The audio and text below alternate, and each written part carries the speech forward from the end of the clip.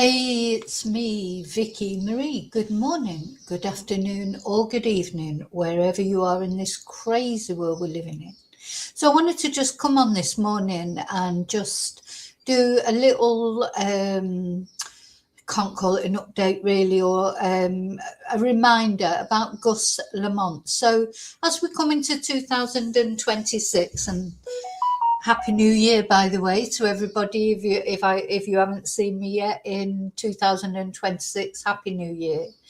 Thank you for all your support through 2025. And this case we're going to talk about today, Little Gus. We're going to follow this case through 2026. Hopefully we won't have to follow it for much longer. Hopefully there will be some resolution in this case, but I wanted to just talk about it because I want people to know that all the things that I've talked about 2025, the cases that I've started off with, I will be continuing with. And every now and again, even if there is no news, there's something we can say about Gus. Keep Gus's face out there, his name out there. We can't, it's difficult to hope for a happy resolution in this case, but there is always hope, I suppose. So this is what we're going to be talking about. Gus Lamont, this little boy who went missing in Australia. First of all, I just want to say thank you so much for liking, for subscribing. Remember to always press notifications, and then you'll get updates. You get notification of any updates. Special thank you to my members, the mainstay of my channel. Thank you so much to the members. Thank you to all you very kind people that have bought me Ko-fis, sent super stickers, PayPal'd me over the Christmas and New Year period. It's been very, just heartwarming to see that people enjoy watching my channel. And also it's helped me out more than you can know. What else? So yeah, thank you to all of you who send me emails about cases or just generally to let me know how you are. Thank you to everyone who supports my channel in any positive way. Thank you. Okay, so as we go into this then, I'm going to be saying hello to you lovely lurkers out there. Hello to replay crew. Thank you for caring about Gus, all of you. And now I'm coming into the chat. There's a couple of people in the chat. Let's have a look who's brave enough to put their head above the parapet. Hi, David. Hi, Tracy. Don't be scared to come into the chat. My chatters are very polite. We don't attack each other. So there's a couple of simple rules in the chat. It's just really not mentioning other YouTube channels. Not for any bad reason. It's just... it just causes problems somewhere along the line. And then I have to, I feel like I have to sort of mention them, and I don't like mentioning YouTube channels. Sometimes I do. If I'm using a YouTuber's video, maybe, to react to it, I have to mention them. I want to mention them. It's not that I don't like other YouTube channels. It's just I don't like the controversy sometimes because it's, one man's or woman's YouTube channel is another man or woman's poison. So, sometimes it can detract from the case that we're talking about because people end up talking about the YouTube channels instead. That's all. And just, be respectful. That's it. Everybody has an opinion, a view. If you don't agree with someone's opinion or view, you attack the argument, not the person. Just simple respect, really, to everyone in the chat, and me, of course. Yeah, don't be nasty to me because I might cry. Anyway, having said all that, we're going to have a look now at, as I say, not really an update. Gus hasn't been found. I just want us to spare a thought. This family of Gus, such a complicated family relationship, isn't it? And that's caused a lot of controversy. There's his mum and his dad who are still together but live separately, apparently. Gus lived on this remote sort of sheep station in Yonta in Australia. You can't get much more remote than where Gus lived. And the mum apparently lived there. And this is one of Gus's GMAs here on this photo. And of course, there's controversy there because Josie was born a man. It would have been at one point. Well, I don't think she ever was Gus's GPA because she transitioned many years ago. So she's always been Gus's GMA because Gus is only 4 years old. You know, so that's caused a lot of controversies. Gus has 2 GMAs living on the sheep station, Josie and Shannon. And whereas his dad, also his little brother, he has a little brother, I think his name's Archie, but I'm not sure actually, so I'm not sure about that.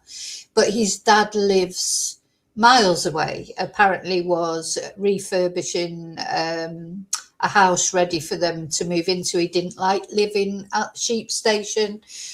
Rumours say he had controversies with Josie, and that, you know, but we don't know all those ins and outs really. What we do know is that Josie does have a temper, because when the Daily Mail reporter turned up, which must have been irritating because the Daily Mail reporter had been asked not to go to the homestead, but turned up at the homestead, and Josie came out with a shotgun, a pump action shotgun, and threatened her, you know, told her to go away quite aggressively. Later, Josie said that, and the police said that Josie had the gun. It was just coincidence. She had the gun in her hands because she was going to shoot a snake on the porch. You know, if you believe that. I mean, I don't think that's true. I think Josie did lose her temper. I don't necessarily blame her for losing her temper. You know, when reporters turn up when they've been specifically told not to, it must be annoying, to be honest. But of course, she didn't do herself any favours. It just encouraged people to think she was aggressive, and you know, even more likely that maybe she did something to Gus. So this all happened, I think it was September the 27th, when Gus was reported missing. He was apparently at the actual home where they lived, with his other GMA and his little brother, whereas Josie and Gus's mum had gone to the sheep station, the actual sheep shearing station part. I mean, it's a big sprawling property. And Gus apparently late in the evening, one Saturday evening, he was playing on a sand pile. His other grandma, Shannon, knew he was there. But when she went back half an hour later, which I still think is a long time to leave a 4-year-old unattended, you know, they're into everything, aren't they? You know, and especially a place like that where it looked like there was a lot of dangerous things around on that homestead. Anyway, that's maybe it's because they live somewhere so remote as that they didn't worry about anything happening to him. Anyway, she said when she went back out half an hour later, he was gone. And since then, not a trace has been found of this boy. Nothing, no clothes. There was one boot print, which always seems suspicious to me. I'm afraid to find one boot print. You know, how does that happen? Just one. You know, it's like how? But anyway, apparently one boot print has been found in the searches for this little boy.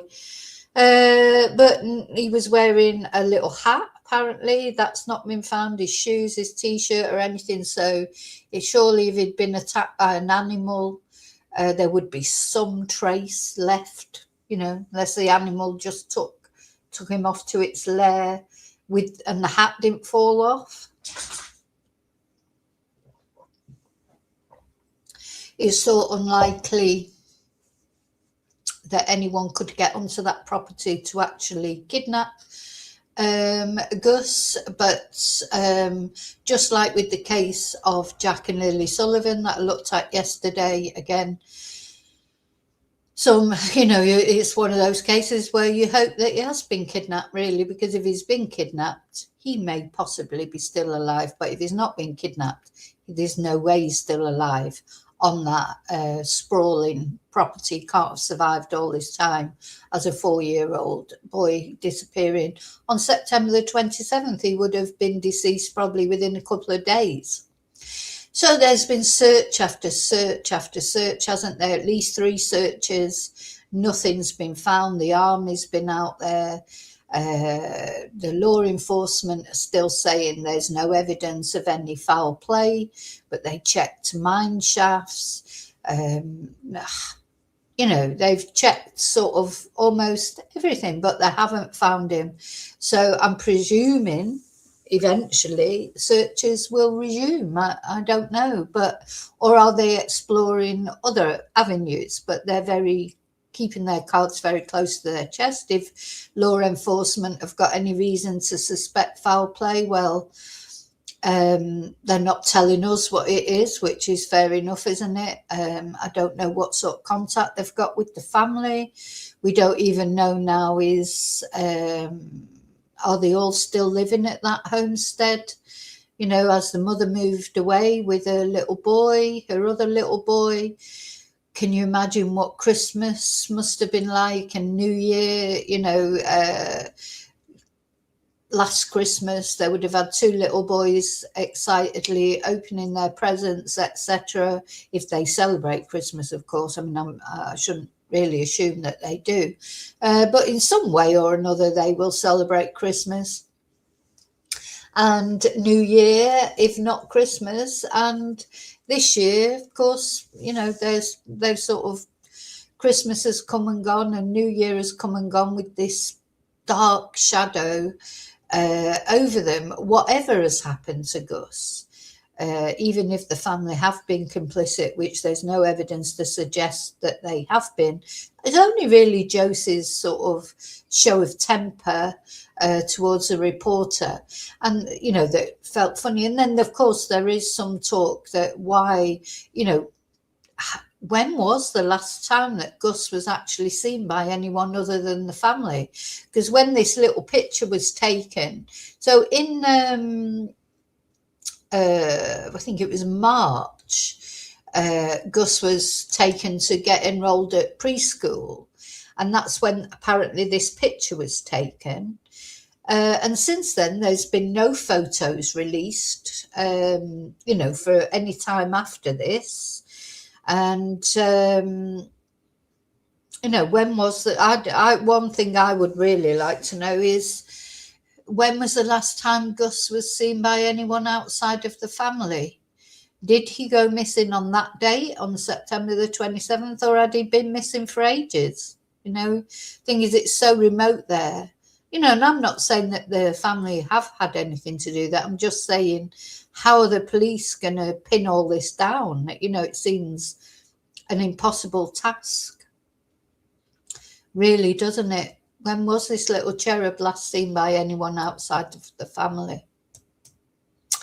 Anyway, one thing we do know is he's disappeared now. We don't know what's happened to him. We don't know exactly when he disappeared. But what we do know for 100% certain is he's not he's not there now. He's somewhere, probably, and unfortunately, 90% certain that this boy is not on this planet anymore, bless him. So what I wanted to look at, there was an article by ABC, and that's what we're going to look at, talking about Gus, but also talk about thing about Australia is, more than perhaps any other country, or maybe Canada and America's similarities. So big, so vast, so hard to send out search parties, such vast, where Gus lived, it's so vast. It's quite, it's not woodland like where Jack and Lily disappeared from. It's scrubland, isn't it? So you'd think that drones would spot anything suspicious there. But of course, you know, Gus is a tiny 4-year-old. So that's not an easy body to spot. It's hard enough to spot an adult's body, isn't it, on these drones and things. You know, there's been lots of cases where bodies have taken ages to find. Adult bodies, you know, so a little body like Gus's. And as you say, Tracy, may have fallen down a hole, but they have explored the mine shafts, haven't they, now, and things. But yeah, I'm sure there's lots of places he could have fallen down. Hi, Daniel. But surely on these extensive searches they've done, they've looked everywhere they can. I don't know. You know, literally, we don't know, do we? What happened to Gus? It's literally as if he was just sort of vanished into thin air. But, you know, people can't do that, can they? But I do think it's complicated by the fact he's only a tiny child, you know, because makes it talk about looking for a needle in a haystack. That's even more so, isn't it, when you're just looking for a little person like Gus. So, you know, anyway, we're going to stick with this case. Sometimes things break. I hope to God it doesn't turn into one of those cases, which are quite common in Australia because of the size of Australia. And we're going to, so this article, I think it's ABC. Yeah, ABC, Australian News. Very interesting article, not only about Gus, but about other people that have disappeared and never been found, children in particular.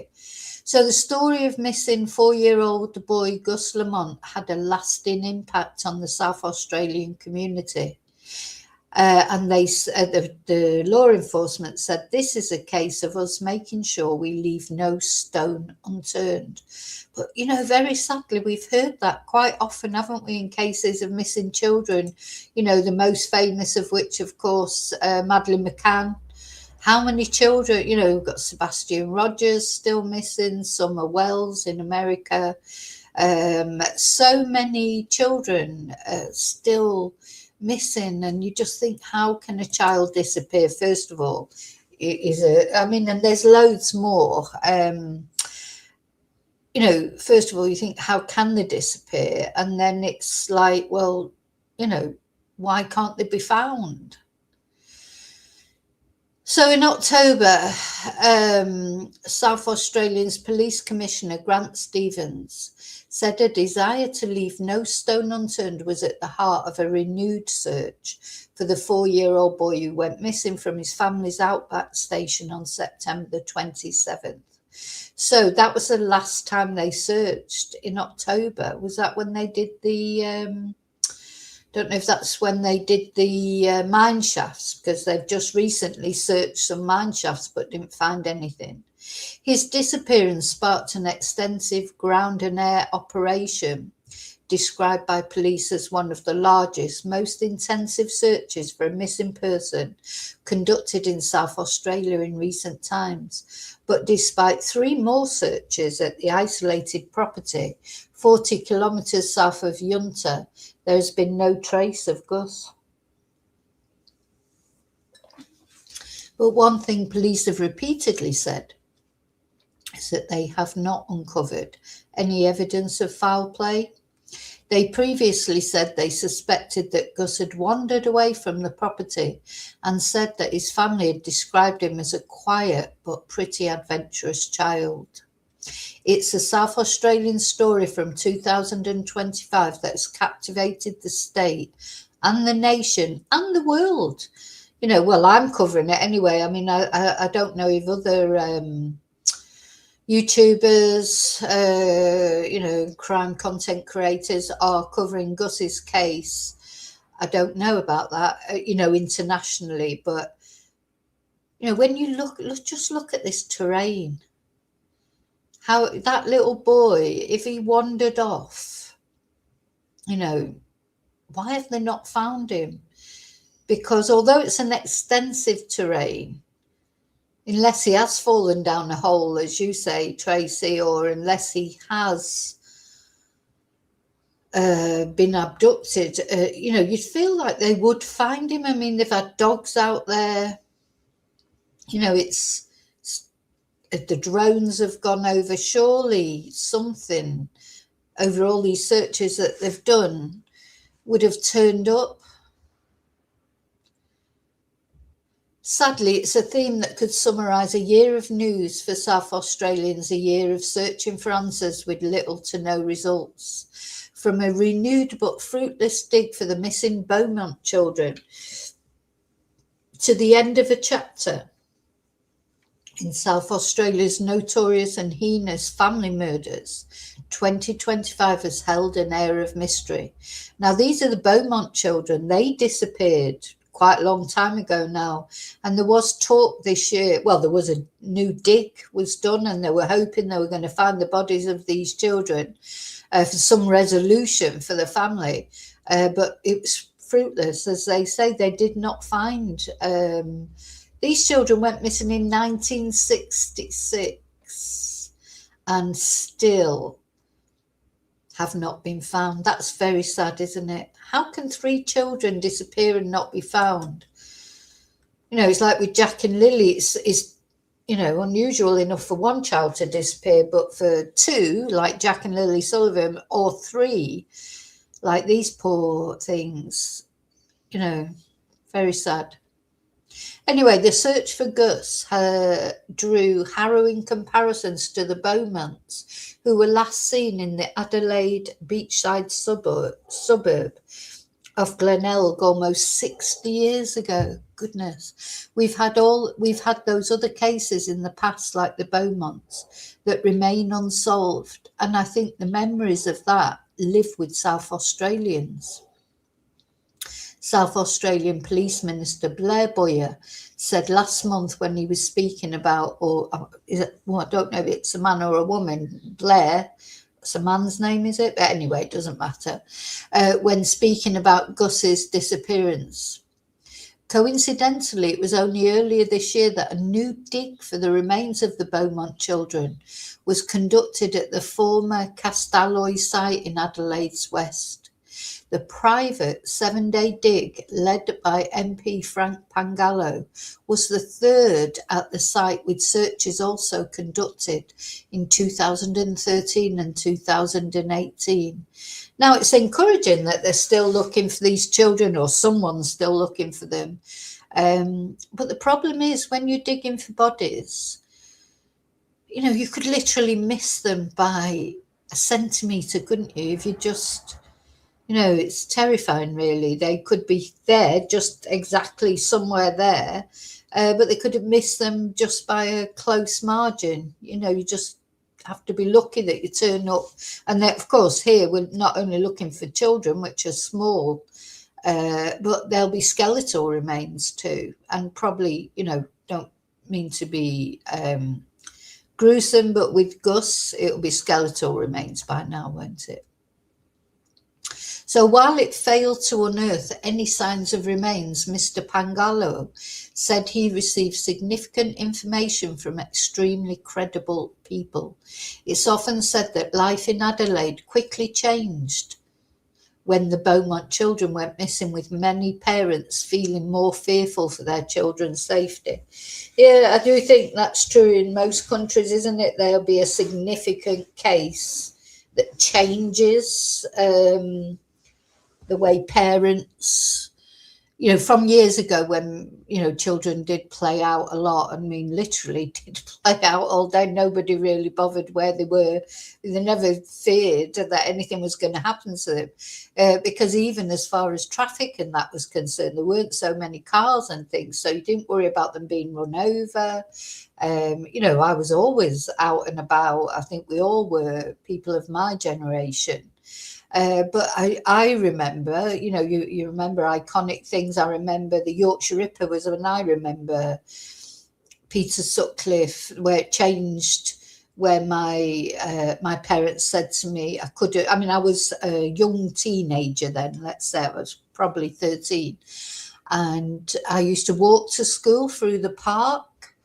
And I remember my mum and dad saying, right, you can't walk to the school anymore. You've got to get the bus. Having said that, they didn't take me, like parents do now. They take their children to school, don't they? That wasn't offered. It just wasn't something that you did then. You went to school with your friends, really, or on your own, and nobody really worried about what would happen to someone. But so I specifically remember that. Remember my mum saying, look, you can't walk through the park anymore. You've got to get the bus. This person is, because a couple of the Yorkshire Rippers' bodies were found very close to where we lived, literally just around the corner. So there's all, I think in most societies, most countries, there's probably a case that changed the way people thought about letting their children play out, etc. I think more often than not, children go missing, don't they? Sometimes even when they're close to home, don't they? It doesn't, it's not a guarantee of safety, of course. And anyway, so this apparently was a big thing in Australia that changed the way people thought about their children's freedom. And just over a decade later, it was a series of murders known as the family murders that was said to have stolen Adelaide's innocence. And this year, those murders were thrown into the spotlight once again with the death of convicted child killer Bevan Spencer von Einem. Now, I've never done a video about this. I probably will. It's something I'd never heard of, this guy. So apparently von Einem spent more than half his life in prison for the sexually motivated abduction and murder of 15-year-old boy Richard Kelvin, the son of former Adelaide 9 news presenter Rob Kelvin, in 1983. And here he is. So he apparently died in December, took secrets with him. He was also linked to the family murders that remained unsolved, which included Alan Barnes, 17. See, I don't know about these, so we need to look at this perhaps in the video. Neil Muir, 25. Peter Stogneff, 14. And Mark Langley, 18. That's a lot, isn't it? Who were brutally killed between 1979 and 1982. So in a 3-year period. 4 boys. But von Einem has taken any knowledge he had of what happened to those victims with him to the grave. When he announced von Einem's death earlier this month, Premier Peter Malinauskas said most unforgivably, von Einem refused to cooperate with the police despite having had every opportunity to do so.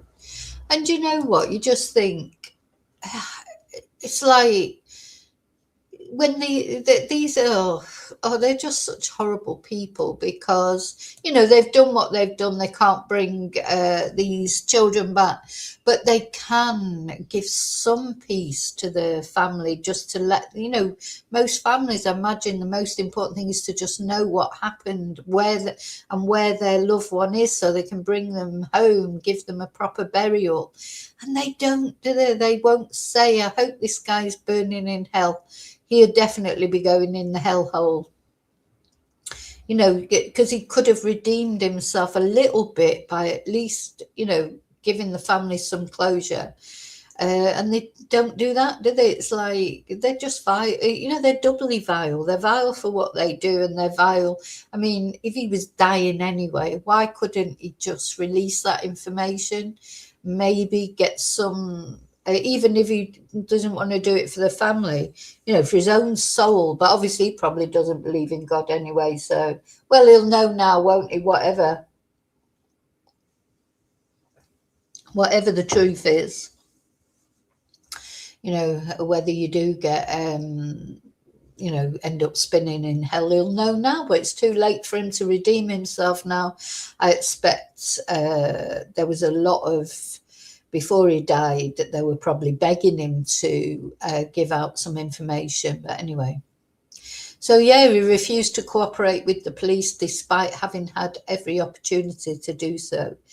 So yeah, there are a lot of evil people, unfortunately, in the world, but we have to remember there's a lot of good people as well, more good people. But unfortunately, these twonks spoil it for everyone, don't they? So he said his death does nothing to erase the murder and torture he inflicted on innocent lives, nor does it ease the anger and grief carried by the families of his victims, whose lives were shattered by his actions.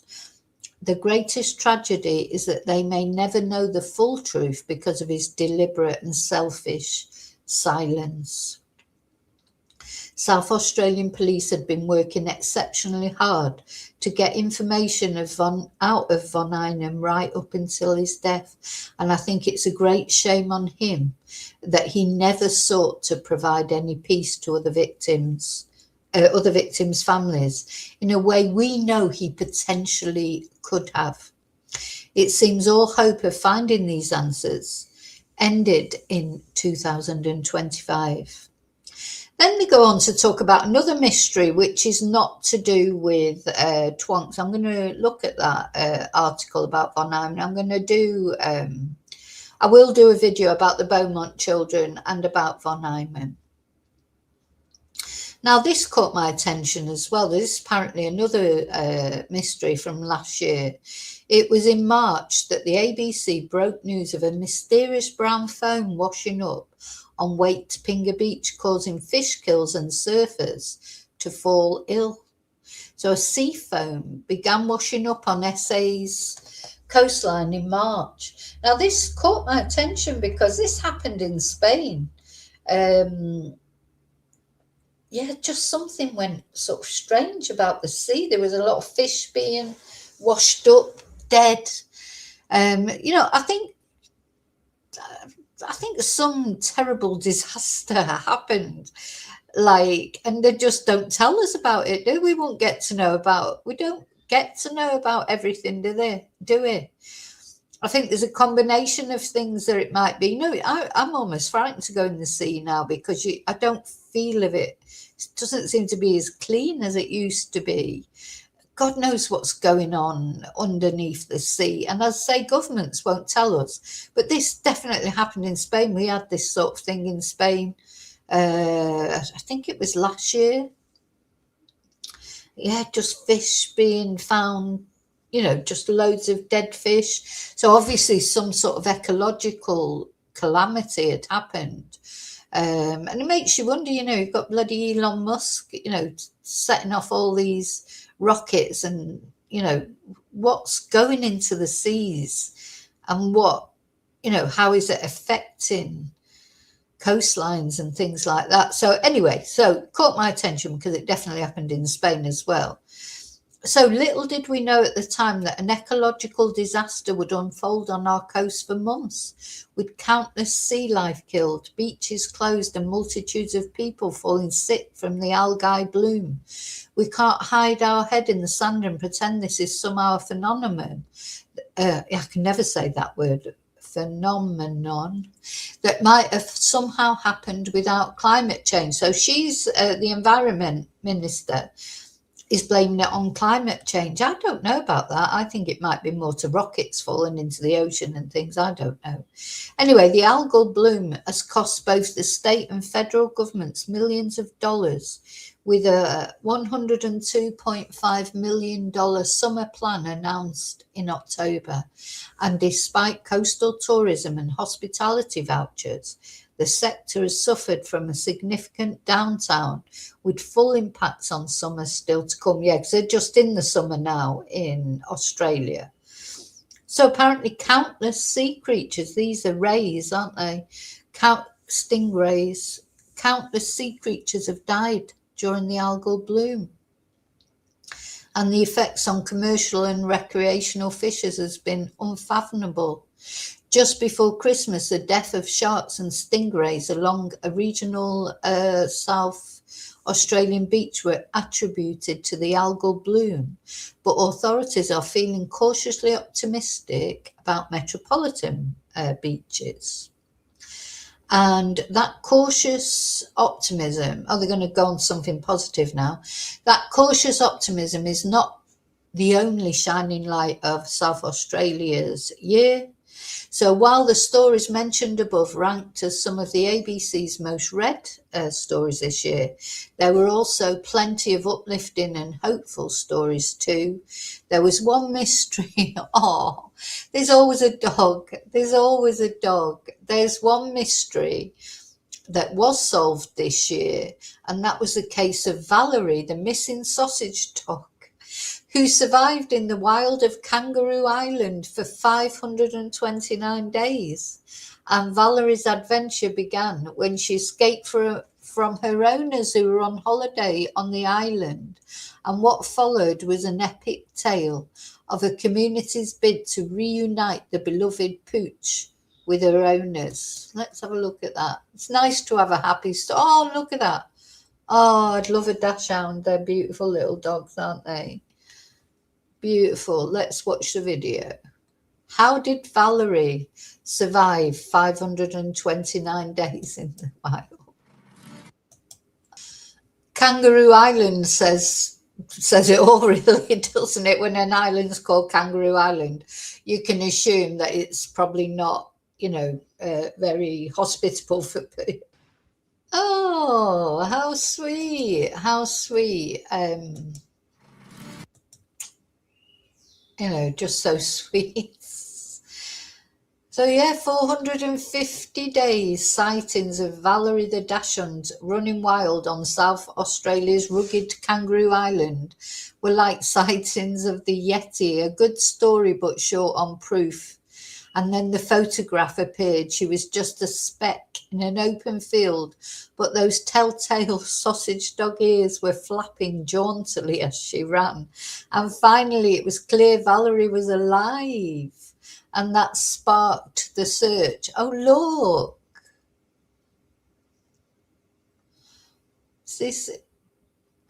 Look. Once Valerie was spotted on the 450th day, a trap was set up and she was spotted several times, checking out the bedding and toys inside it, but not getting caught in the trap. Oh, look, she's taking bits out that she wants. Oh, God, I just love dogs. They're just the best, aren't they? Oh, look. Oh, my God. And so how a pampered, stubby-legged pooch that had never slept outside before survived a bitter winter, venomous snakes and swooping eagles is a story only Valerie can tell. But how an island... what did she drink? What did she eat? But how an island community pulled together to bring a little lost dog home to her doting owners is almost as valiant a tale as Valerie's epic adventure. Oh, and she's home now. And they say her owners, Georgia and Joshua, say she quickly settled back into domestic life. Little shit. Oh, so she went missing. She'd probably run off and then she just got lost and couldn't find her way back to the owners. But, oh my God, yeah. Yeah. They thought she'd just come back. Look. Oh my God, this beautiful little dog. It is so nice to have a happy ending to a story because... she was lucky she wasn't taken off by an eagle or something. And Valerie's owners admit she's very spoiled, calling their dog a princess. So she just felt like she wanted an adventure. So apparently the saga began on November the 13th, 2023, when the holidaying couple from Broken Hill, New South Wales, arrived at Stokes Bay. It was a glorious day, so they quickly set up camp and went for a swim, and 1-year-old Valerie came with them. She loved the beach, Georgia says. She loved the sand, especially loved digging holes. They decided to go fishing, but the area was rocky and they didn't want Valerie to hurt her feet. So they set her up in a playpen with a bed, a snuffle mat and toys, and set off to the fishing spot 200 meters away. But about 15 minutes later, a woman approached Valerie had escaped. Yeah, that probably wasn't the best idea, was it? Even though they thought she's obviously probably dug underneath the playpen. God, I couldn't leave any of my dogs somewhere like that. They would escape. You know, dogs are escape artists. And she'd probably gone off looking for them, bless her, and couldn't find them. So they thought she would just come back. So campers told them Valerie had run under their camper van and a man went to retrieve her, but she freaked out and took off, with a motorist seeing her running into a property about 500 metres away. She was like a little jackrabbit, Joshua says, just bolting up this hill. Yeah. And the couple took chase looking for it. Now, it makes you wonder, oh, God, I just can't imagine how that must have felt. You know, God, looking for your dog like that and not knowing if you were going to find them and feeling guilty and all those things. It does make you wonder, had she been fed by somebody, and maybe somebody was feeding her and let her go when they saw all the outcry about it. How could she survive all that time anyway? Yeah. Anyway, she's been found. So that's a good story, isn't it? Thank God for that. It's nice to have some good stories. What else have we got? Positive things. What's this last one? The government's bold Whyalla move. Oh, that's about the steelworks. I won't read that because, the dog story is uplifting. But the most important story, of course, that we've been following and we're going to keep following into 2026. I don't think it's going to have a happy ending like Valerie, the sausage dog, unfortunately, unless somebody is keeping Gus somewhere and decides to let him go. Yeah. I don't think it's going to have the same happy ending, unfortunately. But look, you know, we just have to hope that it's a possibility, I suppose. He could be being kept somewhere. Could he have been abducted? Trouble is, if not, which, you know, the law enforcement don't seem to think it's possible that he's been abducted. So if not, then he's going to be deceased somewhere. It's just, but where are they ever going to find him? Is this going to turn into another Beaumont children mystery? 60 years later, still don't know what happened to Gus. How awful. How are his family coping? Do they know anything? And, you know, because, you know what, even if they know something, doesn't mean to say that they'll be having a great time or whatever. If something happened to Gus, either deliberately or accidentally within the family that the family know about, it still would be miserable for them. I just don't know how people get through each normal day, never mind getting through Christmas and New Year. They are difficult times when you've got a loss like this. You know, something like this going on there. It's bad every day, but it's even worse, isn't it? So many people celebrating. You know, it's like this awful tragedy in Switzerland, isn't it? On the you know, the sort of the New Year's celebrations. I think there's going to end up being quite a lot. I mean, there's already a lot of people declared dead, aren't there? Young people that were out celebrating the New Year, over 40, you know, close on 50 people died, young people died. And then, of course, many people very seriously injured. Fire is a horrible, horrible thing, isn't it? So, yeah, that's you know, that be remembered forever as a blight on New. So lots of people are out there celebrating New Year and things, but tragedies happen. And this is what we've been saying, you know, Christmas, New Year, all these big occasions, they don't respect tragedy. You know, it's not like, oh, nothing bad can happen at Christmas, nothing bad can happen at New Year. In fact, things often do, because things are heightened at these times. Family tragedies, people lose the plot, don't they? I mean, this attack in Switzerland, well, it's not an attack, this tragedy in Switzerland is not an attack. It's an accident.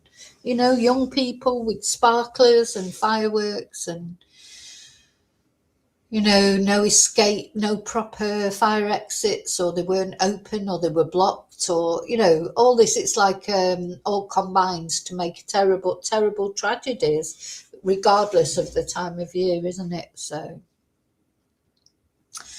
okay, so that's it. I just wanted to tell you what I was telling you about Gus, just to remind ourselves about what's going on with Gus.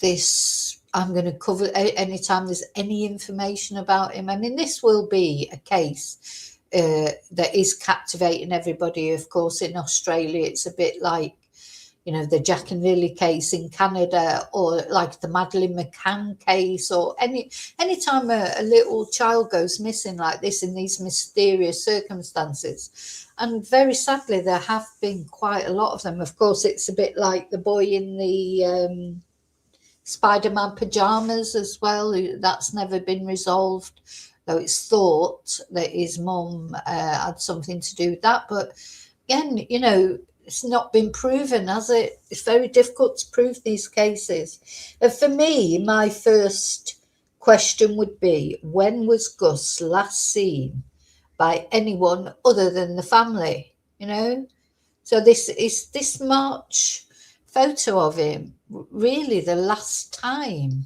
that he was ever seen? You know, surely the family have got more photos of him since then, even though they probably don't want to release them, which is fair enough. But surely they'll have more photos. You know, when kids are little like that, you do take a lot of photos of them, especially in this day and age where you've got phones and it's easy to take photos. You know, even with Jack and Lily, there are lots of Sullivan, there are lots of photos of them, regardless of what the circumstances of their home life were.